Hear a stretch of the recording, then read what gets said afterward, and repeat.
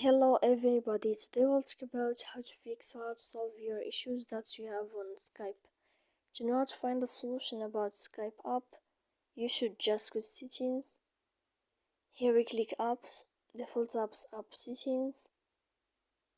After that you'll enter to Skype. You will go to Skype app. Here you will find it. Then this page of app info, you will click on first stop and you will click OK. After that you'll enter to storage. Then we click clear cache, and in the end you can turn off your Wi-Fi. You will wait a moment and you can turn on your Wi-Fi again. So please don't forget to support us, bell like and subscribe. See you next time in another video, and thank you for your attention and your watching.